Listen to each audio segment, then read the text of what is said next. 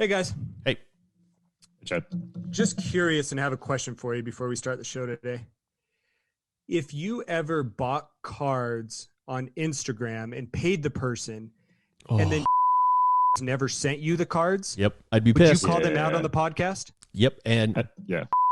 owes you a card, a $35 card, if I remember correctly. There's an Adam. Oh, it's a 101.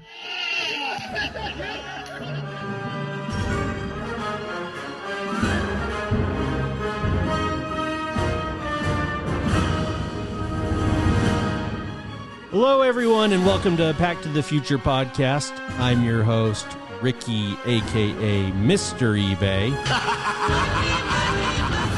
And I'm joined by my co-host and partner in crime, Dr. Chad. Someone call for a doctor? How you doing, Chad? I'm very slap-free for the moment. We're also joined by the great. He's energetic, ladies. Dr. Tim. Here we go, baby. Prepare to be underwhelmed. How you doing, Tommy? I'm here. I relapsed, though. We are going to do this show a little bit differently than we've done the last few weeks. Before we jump into how this show is going to look, just be aware you can reach out to our show at Pack to the Future Podcast on Instagram or call the show at 801-893-1609. Today, guys, we got some big news this week. PSA is going private. Collectors Universe, the parent company for PSA Grading, announced on November 30th that they've reached an agreement to take their company private for $700 million. The purchasing group includes 34-year-old super collector Nat Turner, as well as New York Mets owner Stephen Cohen. The change appears to be a result of Texas-based hedge fund Alta Fox, which owns 5.4% of the company currently. Alta Fox had previously attempted to overthrow the board of directors, indicating that the average age of their board was 73 years old. Alta felt strongly that they needed to inject youth, and many believe that this sale was a result of an attempt to do so. So we had to bring in the big guns today. We've got Dave at Guess the Grade back with us. How you doing, Dave? Doing great. I feel, special that I get to do two podcasts with you guys. I feel pretty special right now. Well, we loved having you on last time, and there was no one better to talk about this with. And so we had a few questions lined up for you. What do you know more other than what I've just kind of outlined about this deal? What are the big points that we may be missing, need to pay attention to? What jumps out at you, Dave? So first, Ricky, you can tell, and you can tell that you are a lawyer because the way that you promoted that and did that entry into that, you could tell you did really good research, because I've listened to other podcasts talk about this, and yours was very professional. Oh, thank you. Sounded all official. Maybe it's because you're wearing a tie right now. I don't know what it is. Must be the suspenders. The suspenders, yes. Don't boost his ego. We don't need that with Ricky. No, in all honesty, Ricky, that was really well said. And the Alta Fox part, actually, I didn't know a lot about. I knew that they had old board of directors, but I didn't know that they were trying to overthrow them. So look at you doing a little deep researching. That's good. I like it. Yeah, they said that their argument was that, yeah, you haven't lost money, but you haven't maximized the company profits to the best of your ability. Chad? Yeah, and for more on that, actually, Wax Museum podcast did an entire episode on the hedge fund. I'm looking back at it right now. It's episode 69 on June 24th. Go back and listen to it. I remember at the time thinking it was fascinating, right? And you could see how changes would be coming. And guys, we actually talked about that particular episode off the show during the summer, and now here we are. And that would be a great intro to listen into this conversation today. Right. So all of you guys are actually smarter than I am. And I'm going to say that, when do you think this actually all started to go down? 3 months ago, 4 months, a year? When do you think this actually really started? Honestly, let's spitball this. How long do you think this was in the works? Well, based on the limited information I have, I got to think it started. My predictions within a month or two of this Alta Fox attempted takeover this summer. If not, so a month or two before then, you're thinking. Correct. Yeah, I would say the same thing, and that would line it up with around just post COVID, really when card grading was ramping up. That would have been around the time that PSA was shut down, correct? Mm-hmm. But card sale prices were booming. PSA was getting more backlog. This is all speculation, but trying to put the pieces together in retrospect, the timing of that would make sense. There was increased demand, there was need for change, and that would fit into this timeline. So my guess would be earlier this year, post-COVID, maybe during the shutdown. So 8 months, you're saying. That totally makes sense with what I was looking at, because remember, I don't know those things, but Right. I'm really good at reading people and reading between the lines and looking at how people post different things on Instagram and different Twitter things. Like, you can get a real look at what the way people think and what they're thinking about, and they're not going to outwardly tell you, but you can look and you can see Nat Turner's Instagram. If you don't follow, you guys probably do. You can see what he posts. And you can see who he follows. I did a deep dive onto who he follows, and he follows all those people, all those right people that you would expect to be following. And to jump right in, I think it's a good group of people. I don't think Cohen's really going to have anything to do with it except for taking money out, like making money from it. Right. He's looking at it from a proper profitability standpoint. But there's another piece that maybe we're not thinking about, and that now that he owns a team, and I was listening, I think it was Breaker Culture, I think, did a podcast about it this week. Okay. And they were talking about the fact of, what they want to see is, how when all the nerds, the data nerds were doing fantasy sports and nobody else was, and then it became cool to do it about a little over 20 years ago. Right. It's been going around for 30 or 40 years. He was talking about the fact of cards becoming part of that, like, daily fantasy thing, not the digital piece, but that cards are going to be moved and talked about, like on ESPN, like when you drop down the menu, like it's going to have like fantasy sports, but then also like cards, like big movers of stuff like that, that. And I could see Cohen, that may have been the draw for him, like bringing more cards into like into the Mets or different stadiums, stuff like, I don't know. I'm just spitballing here, just throwing an idea out there. You could see something like that. Right. I don't know. Well, could you imagine if things opened up even more for cards and became even more popular than what we think they are now compared to previous? Just like you said, Dave, bringing in even more people into buying these cards, whether it's for investment or collection, more people, more money too. If they're seeing it on the main page of like ESPN, CBS Sports, you're talking about this is not turning it into a hobby. It's turning into mainstream. Mainstream, something completely different. I mean, you see, before we get into all the questions that you gave me, but I listen to like Adam Lefkoe, who works, and I talked about him before. His people that collect stuff and he shows stuff to, they love actually the BGS slab. They don't like the PSA slab, so that's interesting. I think you're going to see a difference. I think there's going to be some changes with PSA because Nat listens to a lot of people and he looks and sees, and I did a little research about him, about his different companies, and he likes listening to different people give him ideas, and then he makes a decision. He doesn't just come in guns blazing, stuff like that. He's looking at and listening to a lot of people to see like what is going to work best and what changes need to be made for a company. Well, I don't know. You started to go into an answer on my follow-up question, which is, it has me scared. I'm sure it has a lot of our listeners scared. What does this mean for our cards that are sitting at PSA? What does this mean for the future of our submissions? Obviously, you don't know the ins and outs, Dave. We know that. But right. What do you see here as far as, should the average collector be worried? I'm going to tell you, I think their number one priority is going to be cleaning the backlog. That's number one. The number one is going to be cleaning the backlog. And I think it's going to be just getting rid of that and cleaning that out and getting that so that they're not having to deal with all that, and speeding up that process with, people are talking about the robots conversation just came up immediately. Right. It's everybody wants robots. No. You're going to get robots and you're going to get AI, right? but it's going to be for what PSA already talked about, which when those emails came out, which was probably 4 or 5 months ago. I don't know if you got that email saying, from PSA that, we added this new technology stuff. Know that they just do that off the top of their head, that they knew that this was going to be coming down the pike, that they were going to have this sale happen. And from what I've been told by other people, and I just say on anonymity sort of thing, they have said that the AI part that they're doing is really for the slabbing, for the researching part, for the registry part, not for the actual physical grading, right? So let's be clear about that.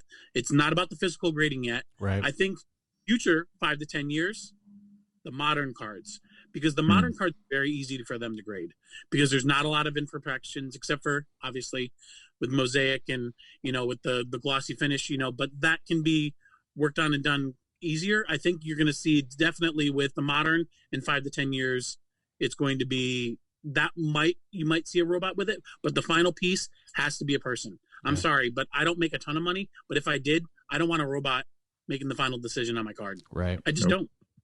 Agreed. I don't. I really don't.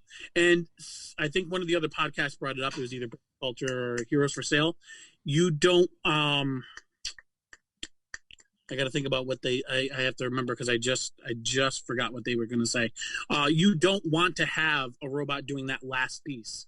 You just don't want that to happen. Right. I don't know.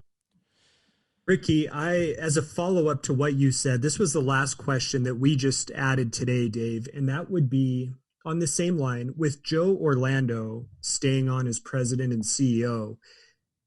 I would think my guess would be that perhaps there wouldn't be such a huge dramatic change in the way cards are processed. My inclination would be, Ricky, to your question, that maybe things wouldn't change with our cards right now.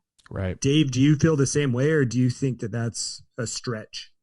Nothing's going to change. I mean, you're not even going to see a change. You have stuff that's in there right now, right? I mean, you probably will get it back before you even start to see changes because the change, the sale isn't going to go through for another 2 to 3 months. I mean, nothing's going to happen for another 2 to 3 months. And then on top of that, I mean, that's not that he's a younger guy, 34, right?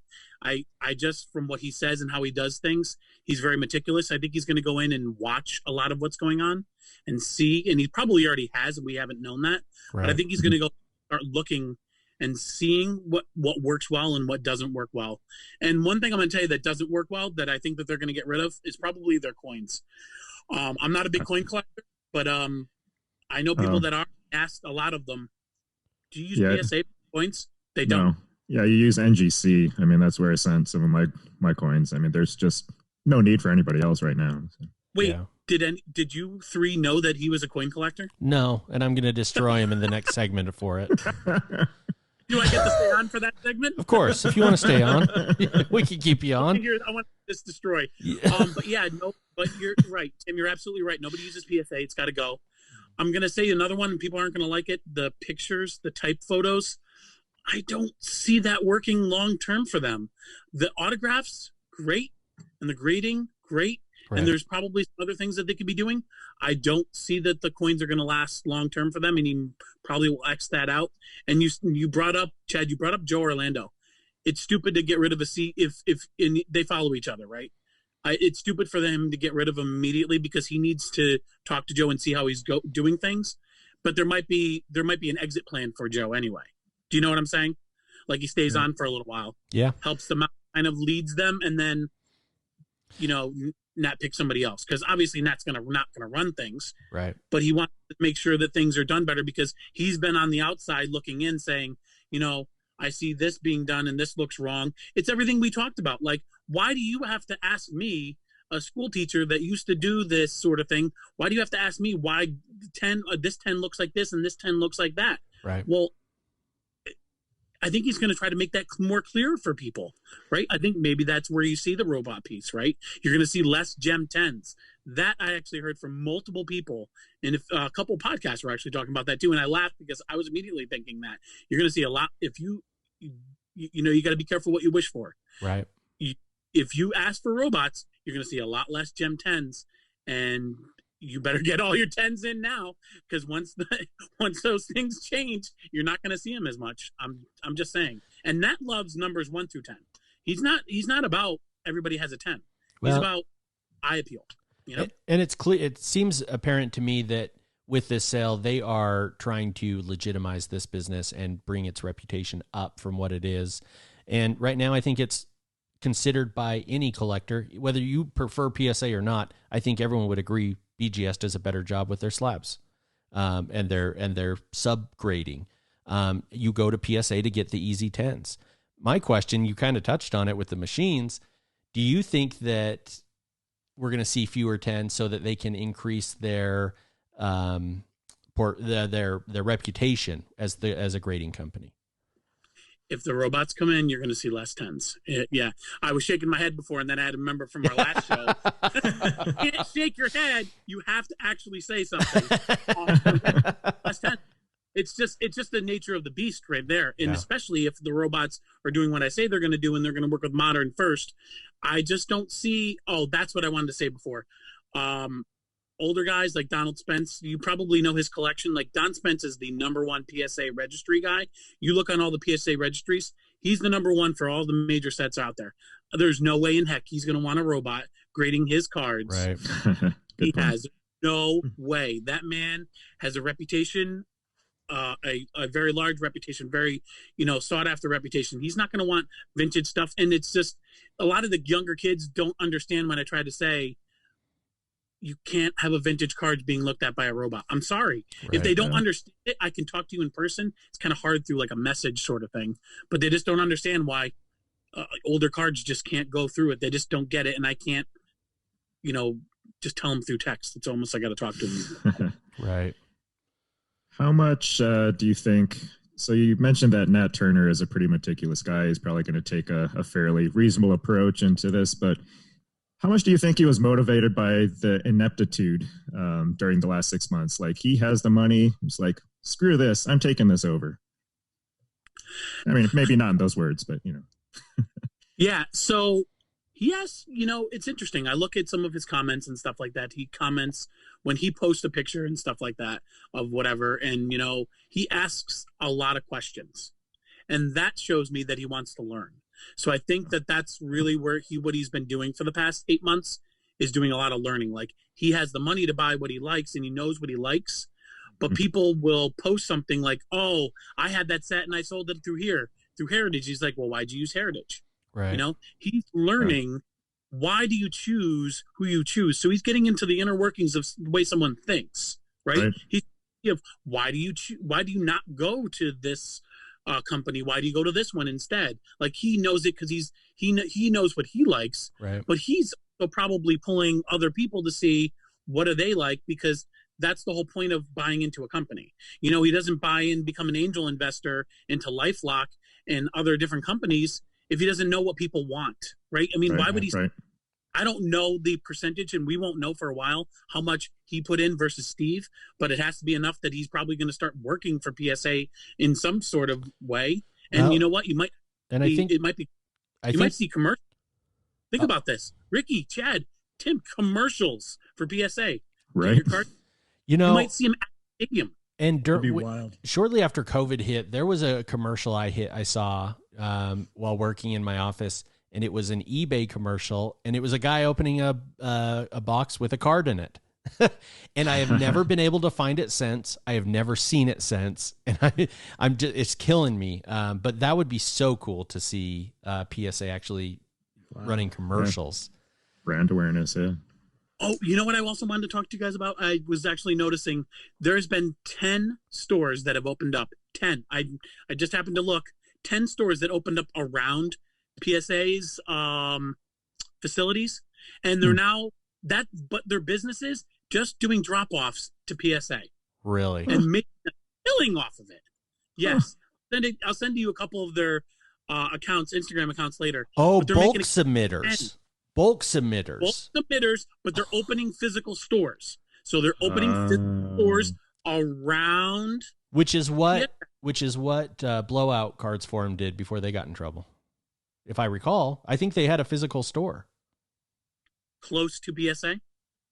I don't know if it was close to PSA, but I'm just saying. What's the advantage of doing that? To run them over? Timing, yeah. Yeah, you don't have to ship to PSA. You could like literally walk it in the door. You're cutting down on the turnaround time for your customers and all the shipping. But hold on. These cards for a 20-day submission are taking 6 months to come back. Right. Is 2 days in the mail making a big difference? It's making a 2 big weeks difference for shipping, cutting those costs. How are you guys shipping your cards? Well, I'm just saying they don't have Are to. you then, like sending it out on a pigeon that flies to Europe first? No, what I'm saying is like they're still going to have to deal with the shipping of receiving the cards from customers and getting it back to them, but they eliminate all the shipping to and from PSA. Which saved them probably at least a couple weeks, if not more. Right. And risk of loss. If it's a straight drop off, I believe it's not that they're expedited, but I believe that there's a step in the process that doesn't occur, that they don't have to, that they kind of skip over, sort of thing. Okay. I believe that's how, because things have changed over the years and stuff like that. Right. So one of the other questions that you had brought up was, what's the big thing now for, what's the big thing? What are we going to see with the other companies? Mm-hmm. Right. Yeah. Guys, what do you guys think? Before I tell you what I think, what do you think is going to be happening with now? We just have a new company, right? CSG, we have SGC, we have BGS, and we have PSA. What's going to happen to those other three? Okay. I'm going to jump in real quick on this. Please. Last week, Ricky, Tim, and I had a conversation about one of the segments we did on the show. It was a game show that we tried. Tim brought it up, and he's like, hey, let's give this a try. And maybe it worked great, maybe it didn't, but we care about what we put out, but we didn't care because we wanted to try something different. You don't know if something's going to work until you try it. And I am a very, very firm believer of that. And the fact that PSA has someone who openly says that, in Turner's quote, which I just took off my screen, but if I'm to paraphrase, said that he wanted to try to innovate and try new things. I have not seen that BGS is open to doing that. I have not seen that other companies are. And the fact, if PSA is willing to try new things, I think that they will succeed and that other companies will fall behind. That is the end of my rant. Thank you for joining this TED Talk. And if I could, go ahead. Sorry, if I could follow up, because I do have something relatable to what Chad said. What I was going to say earlier is the article I read about this sale, I think indicated that Nat Turner is going to have a lot of influence over this company. I want to say that they said he would even sit on the board, or that they had put him on the board previously. So he's already been learning, and now I think he's going to have a lot of say. So I think you're going to see a lot of, as Dave put it, what he likes after doing his research, what he finds that the people really want. And I think you're going to see PSA take over as the top grader. Oh, 100%. His leadership style already sounds great. I mean, to have somebody who's interested in learning, like you said, David, that's a huge leadership quality. I mean, he's only going to get better from there. And PSA is only going to benefit from that. Imagine if he's actually listening to us. Maybe we should give him some tips like, hey, Nat, follow me on Guess the Grade. Let's talk to my kid. Ricky's up here too. We have come talk to us. Yeah. Fly us to California. We'll show you and give you a lot of ideas. I'm not kidding. I'll take a couple days off teaching. I will tell you tons of stuff. We'll shoot the whatever and talk about all different things that you want to hear and stuff like that. I completely agree with each one of you. I think it's, as I said to Tim, and Tim was like, I said it in a way, I think in a DM that he thought that I meant something different. Yeah. You said game over, and we all ourselves. It's like, our cards. We all said, I have to know what that means. What does it mean? You're gonna have to bleep that. Oh man, that's all right. Anyway, that's fantastic. It's game over and it's end game for those other companies. Yeah. The only company that's going to last is BGS, because they have the they have a couple different things. They have other companies that they have connected with them, right? But also because they have this upgrades, right? Yeah. And because they do the authentication as well, and because people actually like the way that theirs look, I don't think they're going to be going anywhere. I think that they're going to have to change. Now it's like check, before, like in checkers, right? Check, and before they do checkmate, they have to come back with something. Right. They're going to have to figure something out, right? So I think that just sped things up for them, because they really weren't. Nobody's been talking about anything that they were going to do, right? And I don't think you guys have heard anything, right? No, I think they're the only ones left. it really sucks. I feel really bad for Andy Broom, who works for owns CSG. I think it was a horrible time for them to come into the grading market, because just made this decision and just completely blew them out of the water. Not that people aren't going to care. Right. Andy Broom, I talked to him many times on Twitter. He's a great guy. He knows what he's talking about. But his company, it's going to be tough. It's going to be really, really tough for them. And SGC, I don't know. What are you showing? Oh God, what is he showing? What is Tim showing? Like the CSG slab. I mean, it's hideous. Well, I'm sorry. And the green and the white, right? It's it's green and white. It just doesn't make sense. Well, and to piggyback on what Dave was saying, I think that SGC really is in trouble, especially if PSA addresses this backlog. SGC was able to grow because of COVID and the backlog, and it was that's really where I first learned about SGC, and they came on my radar. So I think that they could be in trouble. I also think they could be in a lot of trouble. I think all the grading companies, but I think PSA and BGS are more equipped to handle it as we start to get a vaccine and people start going outside again. I'm really interested to see how that impacts the hobby.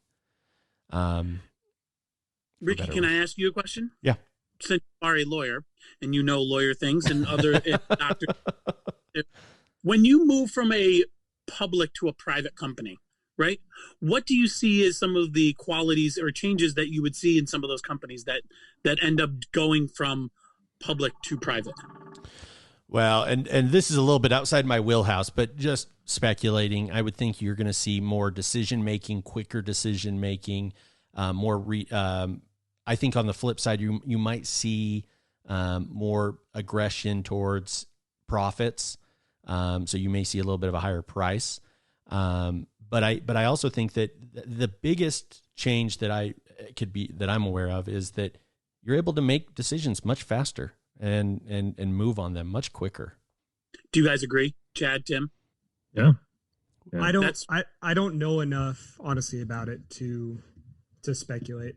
I'm gonna go against my better judgment and trust Ricky on that one. Wow! Jeez. Did you write it down? What's this world coming to? Oh, I'm gonna isolate that audio. It'll be in my board next week. Well, I did that on purpose because I knew most lawyers would be able to give a little bit of insight about the going private versus public. That's the exact notes that I wrote down for myself as well. Yeah. And I listened to a couple other people, and they were saying, oh, you know what's going to happen? They're going to kill their backlog. Then what's going to happen is they're not going to have any backlog, so they're going to have to lower prices because they're not going to have anything there. And then once things come back in, then they're going to raise their price. I'm like, and then the other guy that was part of their podcast was like, that doesn't make economical sense. Why would you lower it? Then you'd never lower anything unless there's a major problem. I would see them raising it, but raising it for a reason, right? Mm-hmm. We got our prices raised because they stink at what they were doing, and they were trying to. And they were trying to kick all those base cards out. Sorry, guys, with your base cards. My God, they were trying to kick base cards to the curb, right? That was clearly what they were trying to do. But as you can see, I sent you guys multiple things showing people aren't getting it yet. They're still sending in their 5,000 card submissions of base cards. They're just not getting. People just aren't understanding. I mean, it's just not expensive enough for them not to make that decision yet. So I think Nat knows that, and I think that when they move to private, you're going to see an increase on that lower end that'll kind of just shake out those base cards a little bit. At least maybe you see a 20 or 30% drop in that. That might help them a little bit. Right. But I don't really think they're going to hire more people. I think what they're going to just try to do is do their job better and faster. You know what I'm saying? Right. Well, Dave, it's been great chatting with you about this. When we come back, we are going to dive into some basketball card discussion, and we're going to recap the race. It took place this weekend, guys. Oh, Dave, before we go, you have a message for Tyler? Do I have a message for T? Yeah. Am I supposed to? Do you want to tell him to clean his room? Clean your room? Now's the chance. This is for both kids, for Tyler and Kaylin. Yeah. When you get the message, you're going to realize that we just got a new puppy on Saturday. This Saturday that's coming up. They don't know it yet. surprise for them. So when they hear this, they're going to be very shocked. But no, they do a good job cleaning the room. They're doing a good job. Oh, and also, quick plug, please follow Guess the Grade. Yes. Nat Turner, if you're listening, come DM me, follow me, let's talk, let's chat. Let's all of us imagine if you guys could get him on and he actually talks to everybody. It'd be amazing. That would be insane, guys. Absolutely insane if we could get that to happen. Open invitation. Well, Chad's going to add that to his list of superstars he DMs on the regular, including LeBron James. Still waiting to hear back from Mr. James. He does not. He does not DM LeBron James. He does. Stop. He did. You're not going to get him if you don't ask. Yeah. Well, Well, Dave, it's been great to have you on. David with @Guess the Grade. He will grade your cards. Reach out to him on Instagram. Check him out. For free. And if someone's charging you and it's not PSA, come to me. I'm not going to do it I'm not going to charge you. There should be no reason that you charge for something like that unless you're a company and you're not. So anyway, you're a good man, Dave. We'll be right back after this. We interrupt this program for a special news bulletin. People are crowding the streets as Panini has announced the return of Eminence basketball. I don't care what anybody thinks. I love them for them, and I'll always love them. Even when I'm 105 and an old grandmother, I'll love them. This highly popular product was last seen in 2015. Stretching the 1920 NBA collecting season a little bit further and pushing the cost a little bit higher, Eminence marks the cardboard return for this expensive brand. With 9 autographs per box, the price tag falls undoubtedly in the 5-figure range. Release dates are for the end of December. Will you be in line to pick up this product? All right, everyone, welcome back to the show. I hope you enjoyed that first segment with David. And again, to remind everyone, reach out to him on Instagram at DavidGuessTheGrade. Send him your cards for a review. Seriously, why isn't everyone reaching out to him? He's saying he's going to grade your cards for free. Yeah, he'll look them over and give you a free grade. And why not? What a great guy. What a saint. I agree. All right, guys. So in a little bit backwards order today, let's get you some card news. All right. And Ricky, I'll pull up the sheet here, our outline that looks like you edited in a little bit different version this week, but that's okay. All right, you got the music? Yes. There we are. Very good. All right, guys. Well, this week in card news, our main topic here, Ricky, that you've pulled up here, basketball cards are heating up. The season's right around the corner. Yep. We're set to start with training camp this week. We got preseason games coming up in just a week, and then the season starts. So, guys, first card to talk about with basketball cards heating up. Of course, Luka, base prism, PSA 10 rookie card. Up to $1,600 this week, which is up 17% over the past 30 days, according to Card Ladder. Wow. This is despite a population report of 14,000. Guys, $1,600 for a card that there's almost 15,000 of. Oh, man, that is crazy. Really is. Well, and I noticed in my card, the Ja Morant Select In-Flight Auto Orange Pulsar Parallel at a 35 from the first off the line product. Raw is, I believe, or was $1,750, and now a 10 gold is selling for upwards of $3,550 and $4,500. Man, that's such a pretty card. Have you really guys is. seen the look of those cards? I bought the Donovan Mitchell. Of course, it's not Donovan Mitchell rookie year, but the Donovan Mitchell from the same year. I love the look of those cards. Yes, yeah. No, they're beautiful, beautiful looking cards. Too bad none of us will ever afford one. I mean, the purists would say, so what? It's a orange pulsar. It's not a traditional parallel, but I agree. They're really pretty. Yeah, they are. I've got the next one on here as well, and you guys will get a kick out of this. Zion, my guy, Cheeseburger. Zion Prism Base 10, PSA 10. $650, which is up 10% over the past month, despite what I've seen, no news coming from Zion. Nothing to make this card go up other than the NBA season right around the corner. 154 sales over the past month of this card. And guys, I was one of them. How much did I sell mine for? Oh, about $520 a month ago.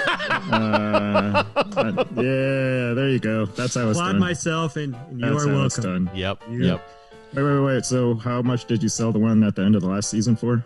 Like as they were going back down? So as they were going back down, it actually did well. I think that one was about $775, and Oh yeah. honestly, I Yeah. think that was the last, or really close to the last of the peak, right? Right. When the bubble came back, and it certainly seems now like the trend is coming right back up. And again, people are just loving these Prism Rookie PSA 10s. Ricky, you've got one. I do. On Trae Young as well. Right? Yeah, the Trae Young Prism base PSA 10. This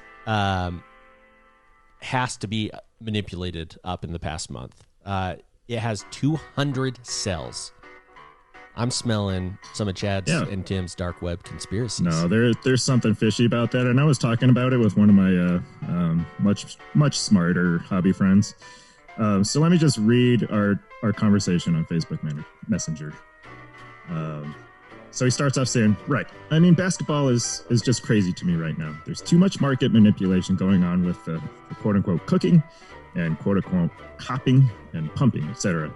It's all the sneakerheads and tech bot retail pumpers, where people trade bots to kill retail drops. And there's all these kids writing daily investment advice that's all about base cards. Sorry about the bleep. It blows my mind. And they're incredibly active, invite-only chat rooms. You know, the rooms that Chad and Ricky wouldn't be able to get into. There's a whole underbelly to this that a lot of people don't see. But what happens when a base card population is 25,000 and somehow it sells for 5,000? Where do you go from there? I bought 84 Lucas raw when things were normal for $14 each and debated whether or not it was worth it to grade. And now the answer in retrospect is, well, duh. Tim, you've got a product. I do? Well, wait a second. Hang on. Wait. Next on our show note, a PS5. We don't talk Ricky, about why, PS5s on a hobby show. Why did you put a PS5 on there? Video games, I mean, you know, that's kind of hobby related. That just doesn't really have a place. Wait, No, why is this? why? And how come none of our news stories are in here like normal? Who put this all in here? It Tim? wasn't me. What are you guys talking about? Tim? I was... That isn't what I was supposed to do this week? What did you do this week? And I'll tell you if it was what you're supposed to do. Mm-hmm. Well, did I accidentally delete something that Chad put in the notes? I mean, I was just trying to list out all the things I want in Raz. He's back, ladies! Tim. Tim. But, Tim, this is But- supposed to be our show notes, not your personal Raz list. but it's so easy to just list it out there. Tim. What? PS5? Yeah. Do you know how hard they are to find right now? You go try Why to is go to there a Walmart. skee ball machine next on the list? Dude, if I had one, you know, if I had room next to my personal bowling lane that I have in mind for the future, that would be fantastic. Okay, wait. All these cards we've just read off, and a PlayStation 5 are what you've won in the past week in Razes? Not even past week. This was 3 days. Are you kidding me? So, do you have an official announcement to the listeners that have waited for this moment for months? I'm back, baby! Are we bringing back Raz stories? We'll see about that. Remember, hold and remember, these are all theoretical winnings and theoretical events. So, Did you truly theoretically win a PS5? yeah, it's in the mail. My gosh. No, I mean, so these are selling. They're supposed to sell at $4.99, right, for the disc version, and they're going for like $1,000 to $1,200 on eBay. So I got one for $200. Don't make fun of that. You wish you had one. Tim, what else did you Raz for that's not card related? Tell the truth. Chad mentioned the skee ball machine. I did not join that line, but it was there was a skee ball machine getting Raz. Yeah, I don't even know the logistics behind shipping that, but that's okay. Everything else is card related. Will you receive all these cards, or are these all getting straight to the consignor? Oh, they're coming in the mail. Like I signed up for USPS informed delivery, and Saturday is going to be a big mail day. All right. Well, Chad, What are you going to do with them when you do theoretically get these in the mail? Are you keeping them or are you going to sell them? Well, a lot of them are cards that I probably won't keep, and so I'm learning from my past mistakes, and I'm going to sell those and invest in something else, or purchase a card that I'll actually keep. But okay, so if we read over these again, Ricky, a Luka, Zion, and a Trey, PSA 10. yeah, If David were here right now, what would he tell us to do with those cards? let's ask him. Don't Dave, what should he do? With anything that's ultra modern, anything that's a PSA 10, yeah, you gotta sell them as fast as possible. Turn and burn them. Well, Absolutely. See? there's one thing. Everybody's talking sense finally. If fuel there's the fire of Tim. if there's one thing Tim does well, that is turn and burn. Absolutely. Well, Chad, we'll probably never be at the level of Tim because we don't want to mortgage our house on a fatal four-way. But you've got some nice cards coming in the mail, do you not? We've got some submissions with Gem Mint, and they ran a little promotion for you, did they not? Oh, Yeah. So, yeah, Chad was much more into that than I was. So, Me too. Yeah. What was that all about, Chad? Yeah, so Gem Mint is the group that we send out our cards to get submitted to PSA, and they did a promotion over the last week where if you prepaid for your order, which is brilliant, by the way. Yes. Thank you for all of us fellow card junkies who can't hold on to our money for 6 months to pay for the cards that we submitted. Thank you for allowing us to pay for the cards as soon as we submit them.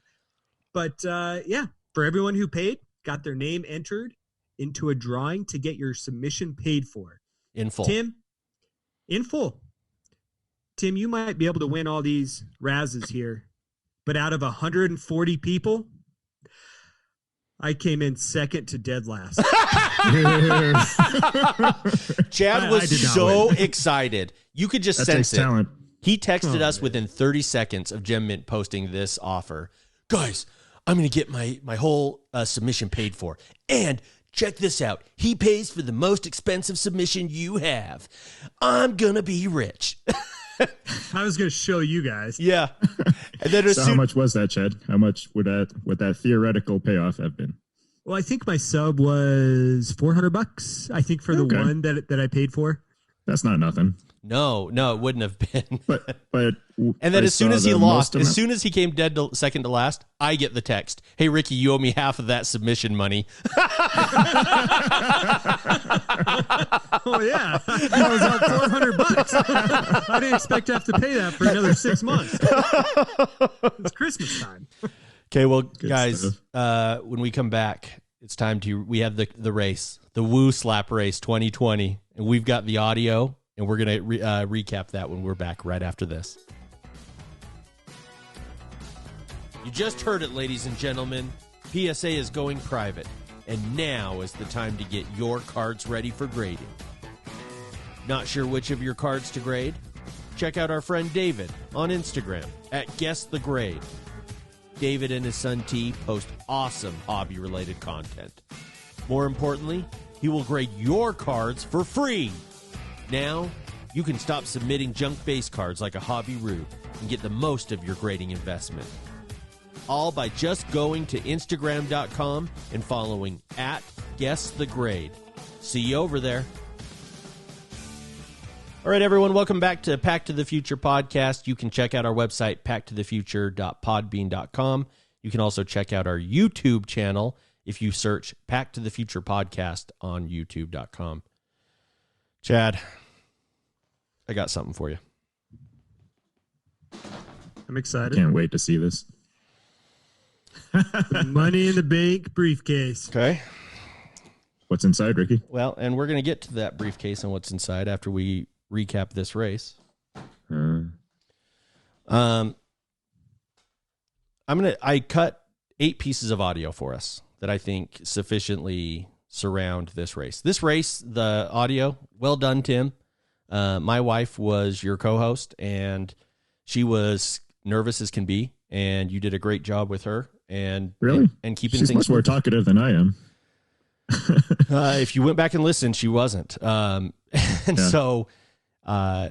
on the air. So you did a good job of keeping it relevant, I thought. And that really could be its own show. And so we're going to look at potentially posting the full run race on our YouTube, the audio. Ooh. But let's hop into the pieces of audio. And I just figured I'd play them for you guys and we can kind of break them down. So here's... We may have new listeners, Ricky. Yes. Give them a brief you. rundown of what we were doing here. Yep. So Chad and I had a bet going. It was originally going to be for a 5K followed by a 10K the next day. They were going to be done together. We were going to have prizes for Chad and I, whoever won. The winner, the 10K was going to take place outside of my neighborhood with the Money in the Bank briefcase hanging over a ladder that we were going to joke about. Mm-hmm. And COVID ruined all of it, almost. Yep. So we went virtual. We did it from our respective treadmills. And the audio I'm focusing on today was the 5K, because in my mind, that was the real race. That was who we put on for the fans. That's what this bad boy was for. I may owe you other things. I will concede that if so. But that was what we're going to be focusing on today. Yeah. Well said. We ran at the same time on the treadmill. We had cameras going. We were making sure you weren't going to cheat me again. I did get a 1.4 mile head start. Yes, you did. So here, what'd you do with that? We're going to find out. So here is, they're all in order. So here's the beginning as the race is just getting started. 7 minutes and 14 seconds or something, right? That was for a fast one. Yeah. If I can get a mile under 7, I'll be happy. Okay. I would also like to point out that I have my Breathe Right brand nose strip on. Nice. Wait, 7-minute mile is when I peaked 3 weeks ago. Is that a performance-enhancing device there, Ricky? Yep. Huh. I don't know that we discussed that, but... And how's that hammy, Chad? Got massaged last night. Ooh. What was that, Tim? What was that? I just picture somebody massaging Chad's. Just know that's the sound. That will be isolated. That will be in my soundboard. And I want you to think of that, Chad, every time you get a massage from now on. All right. Here is segment 2. I think this is when we get the actual race starting. Should we do a countdown? Yeah. Okay. Chad had about 4 different costume changes during this race.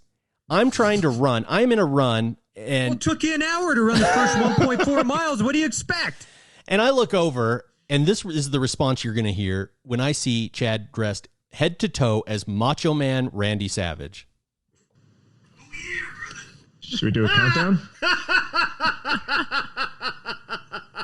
Oh, yeah. Oh, Jesus Christ.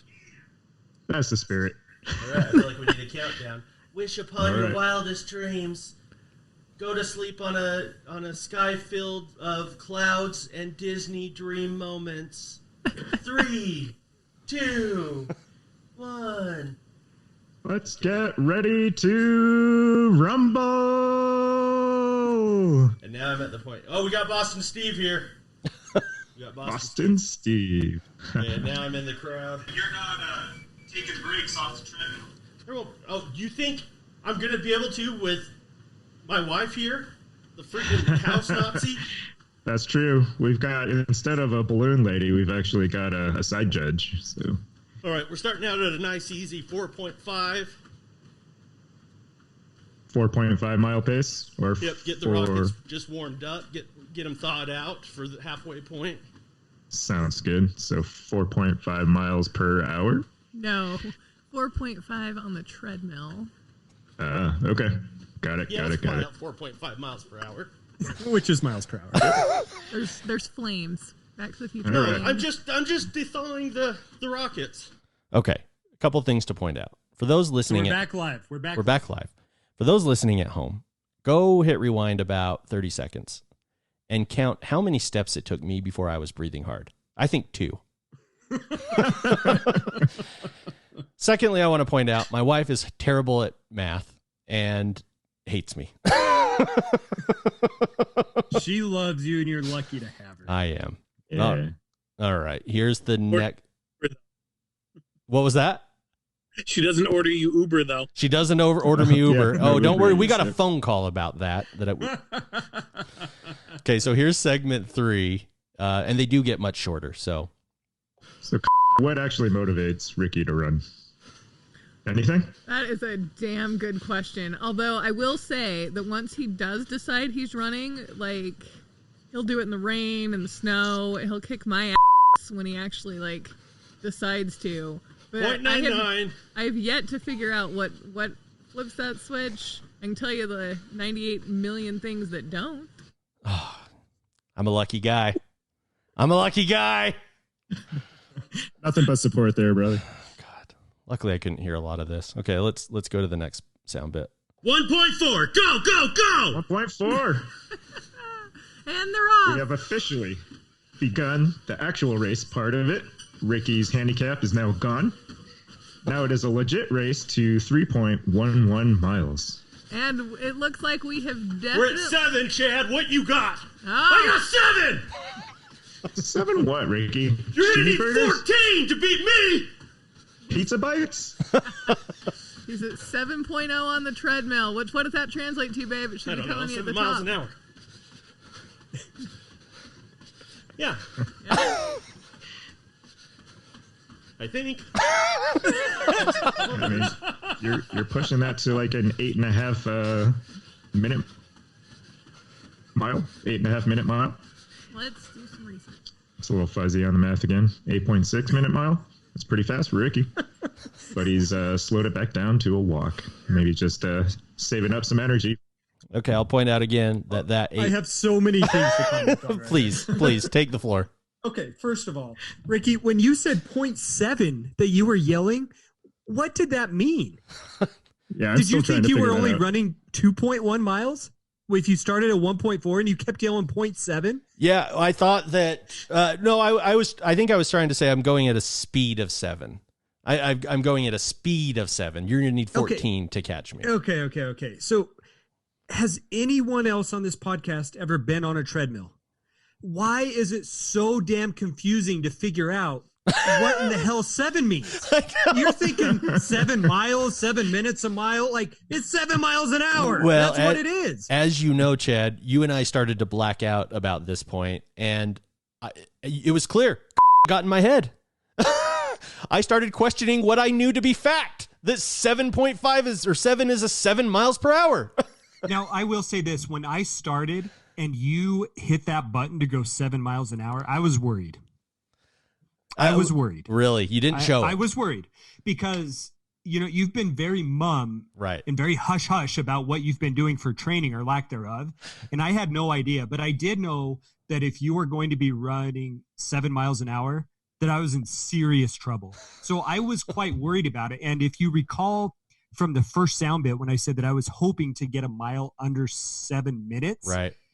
Immediately when you said that, in my mind, I thought, uh-oh, I have to speed this up. And bad hammy and all that was floating through my mind early on. Oh, well, you didn't show it, and I gave up on that tactic of getting in your head very quickly, as you heard. Again, you shouldn't have. I didn't show it, but I was worried. Well, now I know for next time. But here is the next piece of audio. Do you think, so where is he at as far as quitting smoking? Is that currently off cigarettes or on cigarettes? No cigarettes. No cigarettes? And no chew. No chew? No, we are a gum family.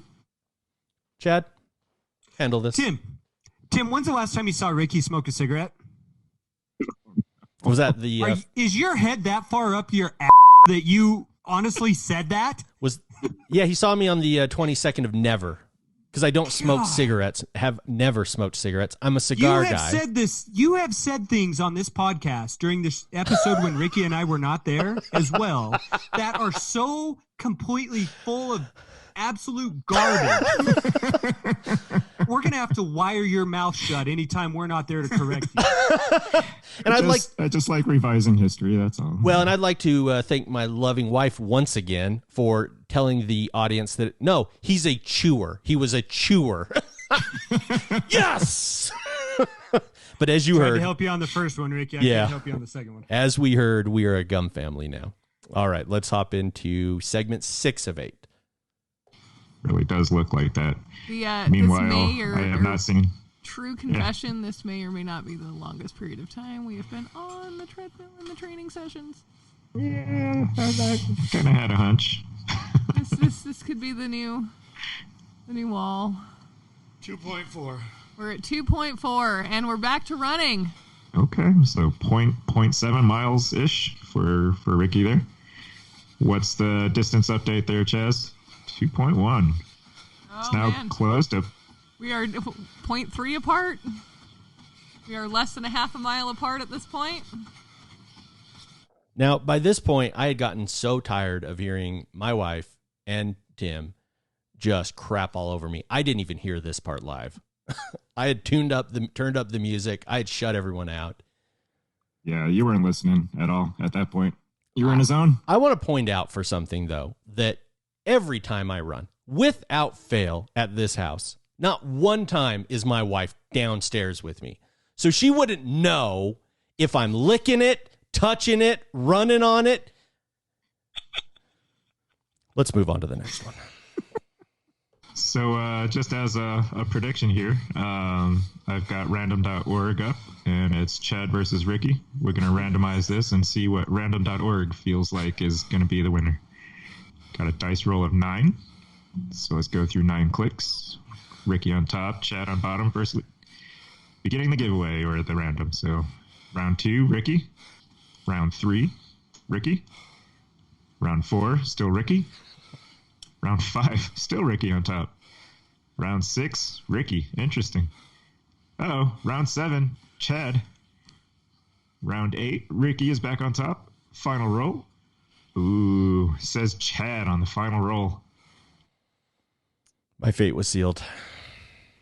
It was. Random.org never lies. Well, the funny part about this to me is I don't remember much from the last mile. That was the fastest mile I'd run in quite some time. Right. But I was done. I was done before you finished the random.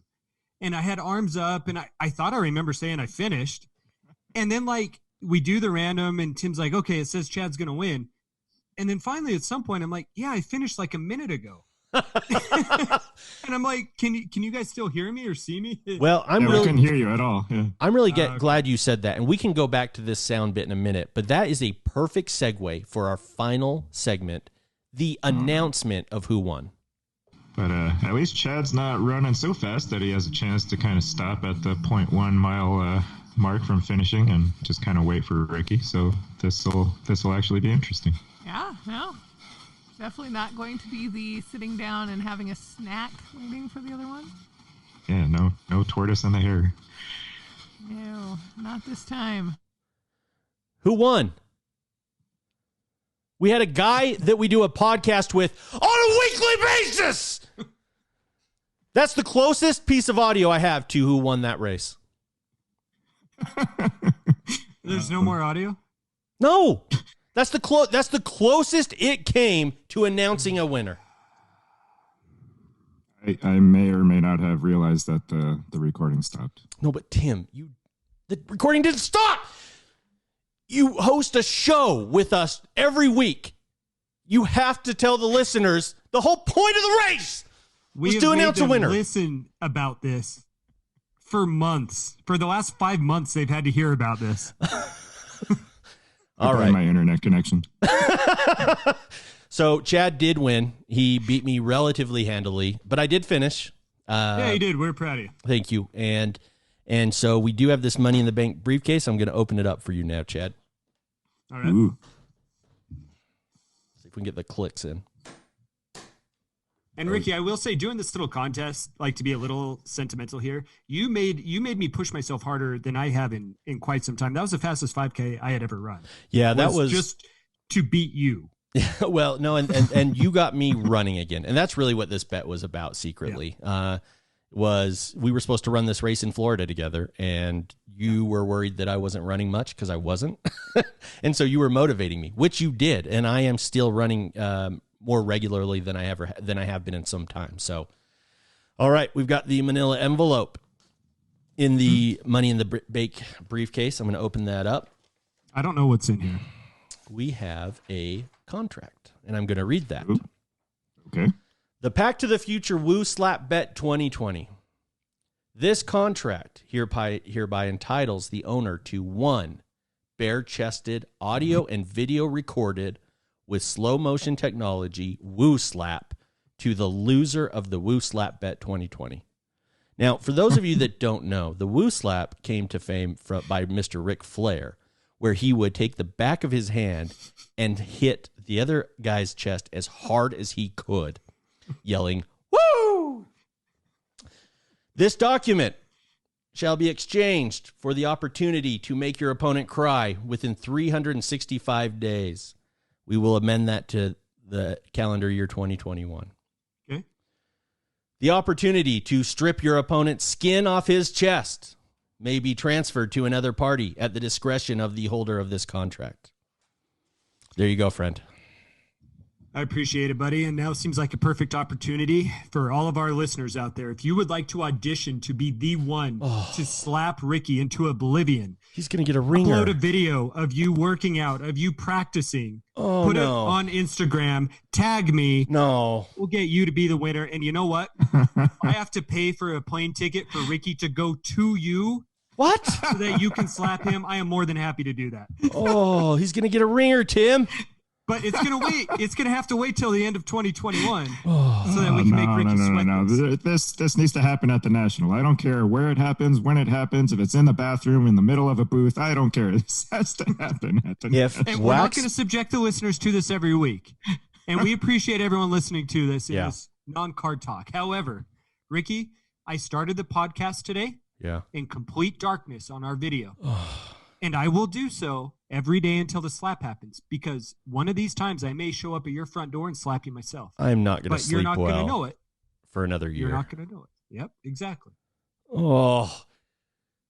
Now, I've got the flop sweats. This is not good. All right. Well, we'll have to figure this out, and I'll get you the briefcase. Oh, here is the one rule, though, Chad. You do, if we go to National and you're going to give that Woo Slap over to like Wax Museum Kyle, which, please don't. Or Ranger Mike for his birthday. Happy birthday, Ranger Mike. Yeah. I'd give it to Ranger Mike, but that Wax Museum Kyle, he's trouble. No, we love him. I'm seeing like a tag team. Maybe we're both wearing, the face masks like Rey Mysterio, and maybe like we luchadors. Slap. You're going to be tag team luchadors. Okay, but here's the rule: you have to carry the briefcase through, like on the plane. It has to come with you. It has to travel with you. Whenever you show up, you have to have that briefcase and be smacking it and say, "I'm cashing it in." Bring it over to my house this weekend so I can have it with me from here on out. Done. Just to make you worry. Done. All right, guys. It's been another fun show for Chad and Tim. I'm Ricky, the Woo Slap recipient, wishing all of you a one-of-one night. Woo!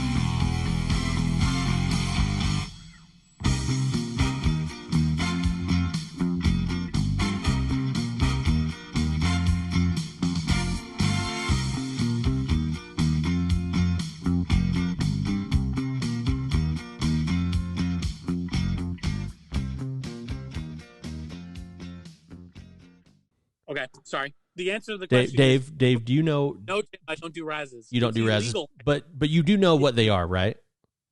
100%. In your understanding, what does your typical razz look like?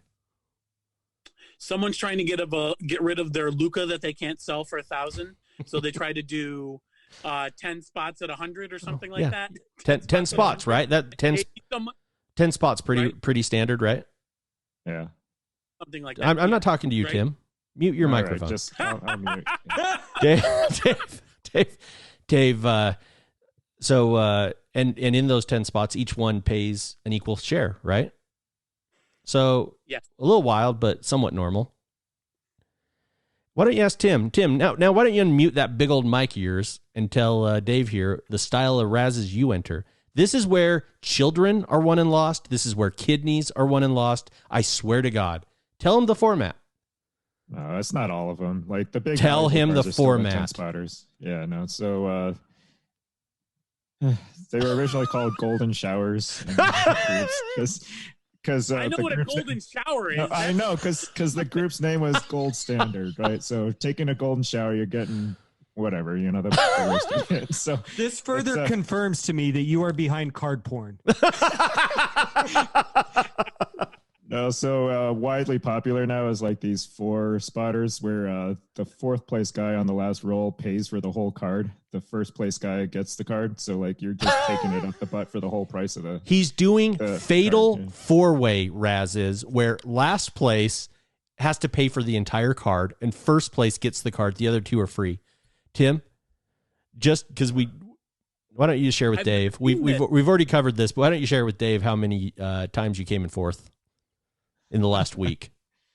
Oh no, I didn't keep track this week. Half a dozen? I retired for about half a year. It was something ridiculous, like I don't know, like 22 times I ended up in 4th out of like 31. It was something ridiculous. Like I won 2, pushed 9, or like lost 22 or something absurd. So I was like, F this, these odds are stupid because you're only supposed to end up in 4th 25% of the time in the long run. I couldn't explain that variance. I was like, I'm done. So here's the scientist and mathematician for you. You have to. The long run is like thousands, not 31. Right. So. Right. Yeah. So Dave is telling you need to keep going. Keep going, buddy. That is the takeaway.